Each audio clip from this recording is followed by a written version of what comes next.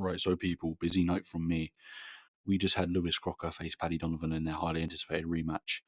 Um, this was obviously a rematch from their fight back in March, where the fight was largely dominated by Paddy Donovan, but of course got disqualified after kind of knocking out Crocker after the bell. And the thing with their first fight was it was pretty much a very routine night for Paddy Donovan in many ways. Lewis Crocker kind of many people say he didn't really box to the best of his ability. Kind of just stood there with his head in Donovan's chest and was a bit of a sitting duck just for Paddy to pick off. But this rematch was actually a very intriguing watch. I quite enjoyed it. I don't know what the general consensus would be. It was quite a cagey affair, but I actually quite enjoyed it. Um, in the first 10 seconds, you really see that Crocker's game plan had changed massively and he'd improved massively. What I saw in this fight was a very patient, very cagey Crocker and a little bit of inexperience from Paddy Donovan. Basically, Crocker kind of came out on the back foot, lead hand probing constantly. Now, I immediately thought that's a different tactic, for one. For two, that might play more into the Southpaw's hands. Obviously, the Southpaw is Paddy Donovan because they're more used to kind of dealing with that lead hand battle.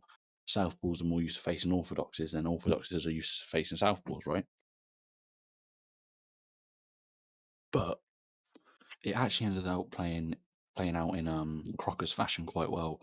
He where he was so patient, so cagey, and maybe where there was a bit of inexperience from Donovan, he couldn't really get past the lead hand of Crocker.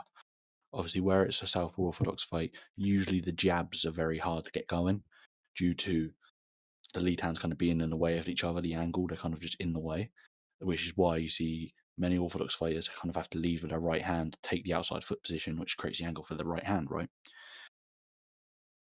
But many Southpaws typically are able to throw the kind of jab over the top of the hand. Kind of a town was very, very good at that. He'll throw it over the top. But in this fight, and this is why I mentioned the kind of maybe the inexperience of Paddy Donovan, where Crocker was on the back foot, where he was constantly probing that lead hand, being very inactive. It kind of forced Donovan, who's maybe a bit inexperienced, maybe a bit impatient, maybe a bit frustrated, to commit with shots with his backhand because he couldn't really get the jab going, and he wasn't able to close the distance behind his jab. Many fighters you obviously see close the distance behind the jab because it disguises your way in. You can't just walk in, otherwise you get caught, right? But he wasn't able to get the jab going to close the distance, so that meant he had to kind of overcommit to try and get in, which left the very patient Crocker with the perfect opportunity to land some big shots on him, and it's exactly what he did. He landed some great shots in there. Where this is pretty much an immediate reaction, I don't know if I'll be able to get them in the edit. The zone's very stingy with their copyright. But I was able to do it for the Misfits video, right? So hopefully, uh, I can get some knockdowns in this video. I'll show you the knockdowns. But yeah, that was the story of the fight for the first kind of 6 rounds. It was a very cagey Donovan and a very cagey Crocker, obviously. Crocker didn't allow himself to play into the hands of Donovan this time, and it was very interesting. I think he dropped him in the 3rd round, and then I think he dropped him in the 6th round. From my memory, the first knockdown was more of a flash knockdown, not terribly hurt, but obviously that early in a fight, incredible for the scoring, right? And then in the 6th round, we kind of saw a lot heavier of a knockdown. Now, this is where I think Crocker made a mistake. Now, he did ultimately win the fight, but I'll get to that. After that knockdown, which he hurt Donovan very badly at the end of the round, I think he kind of should have not got reckless, but he should have stepped it up a bit, because we saw from that point onwards where Crocker continued with. Maybe this is where a bit of inexperience from Crocker comes in, because Crocker's more of an all-action fighter, right?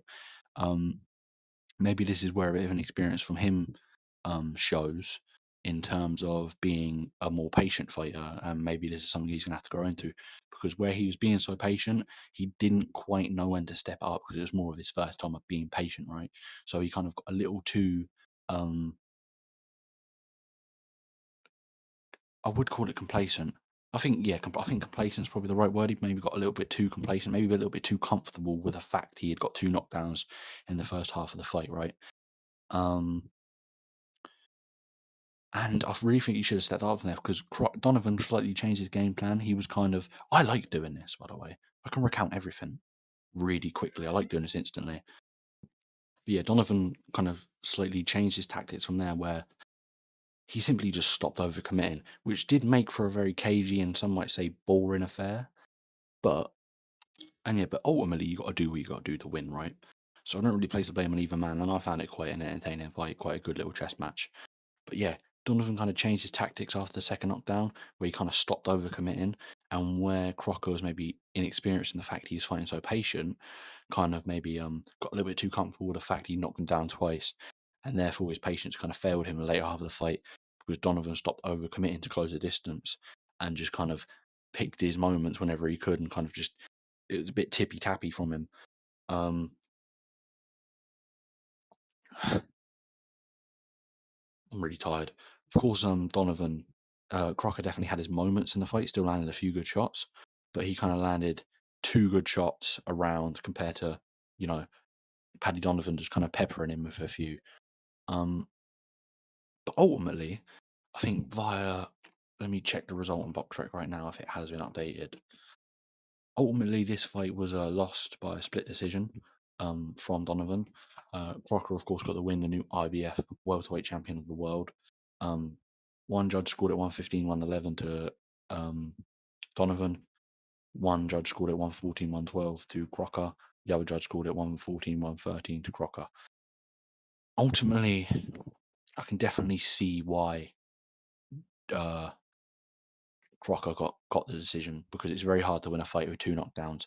But I do slightly edge it maybe around to Donovan, and I do think he has a right to feel very hard done by because I think he can kind of score that first round of 10-10. And I think from there, yeah. But I was very impressed with Crocker, and I wouldn't mind seeing a trilogy at all. I know it's technically 2-0 Crocker, but the first fight, Donovan absolutely dominated him until he got a bit fucking stupid and knocked him out after the bell like a fucking idiot. Like the atmosphere was loud, but you like that shot was clearly a sneaky one that did just knock out Crocker, right? Because look how instantly he kind of turns around. Obviously cried after that, like a little bitch. Like he didn't fucking throw the punch that kind of got the result fucking not in his favor. But this fight, he had a perfectly reasonable to cry because he fought a decent fight. They both did, but you can maybe feel a bit hard done by there. Great night for Irish boxing as a whole. Um, Molly McCann won her pro debut. Didn't look too bad for a UFC fighter. Kind of, I admire her for kind of taking the traditional route and signing with Eddie Hearn and fighting, going up the traditional way.